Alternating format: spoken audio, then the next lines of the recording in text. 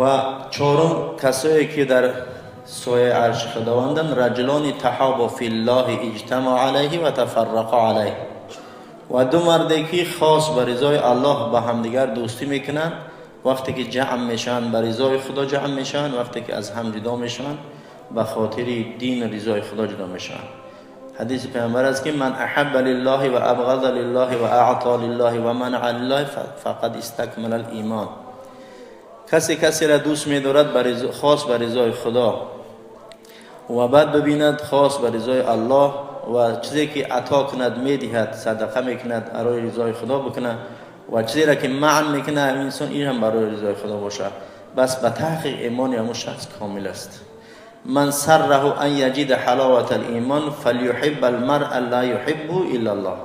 پیامبر با در حدیث میفرماید که هر کی خواهد حلاوت ایمان را در قلبش حاصل کند، مردم را فقط برای رضای خداوند دوست بدارد، نه به خاطر دیگر چیز، نه به خاطر مال و دولت و چیزهای دیگر، بلکه برای عملهای صالح و اخلاق نیک و محبت نماید. آنگاه این دوستی محبت خاص برای رضا خداوند است و عاقبت آن به خیر خواهد بود.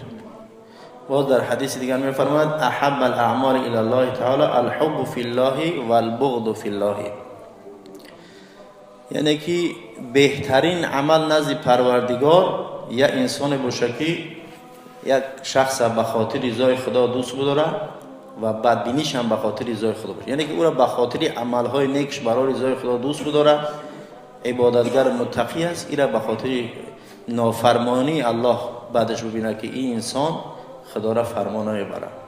پابند امر حق چه نهی از وفا ملاف، با خالق چی کردی که با خلق او کنی. یا انسان نماز نمیخونه هرگز به مردم نیکی او نمیرسه، چون که به خالقش چی کرده است که پروردگار این نعمت‌های بسیار داده است شو او انسان عبادت خدا را نمیکنه. ابر باد و مه و خورشید و فلک در کارند، تا تو نان به کفاری و به غفلت نخوری.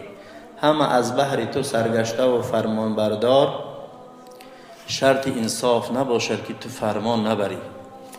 چی شرط انصاف که این همه نعمت‌های پروردگار در اختیار ما و شما با ما فرمان الله نبریم. این دو مردی بود که برای رضای خدا دوستی کردن، اینها هم در زیر عرش پروردگار هستند. خداوند همه ما و شما را هم خیلی محبت همدیگر را برای رضای خدا کرده باشه که روز قیامت در همون زیر عرش الله باشیم، در روزی که هیچ سایه نیست، در روزی که میگه آفتاب یک نیزه پایان میفروید، سر انسان جوش میاد مغز سرش از جهت گرمی. خداوند همه ما و شما را از این بلاها نگه داره.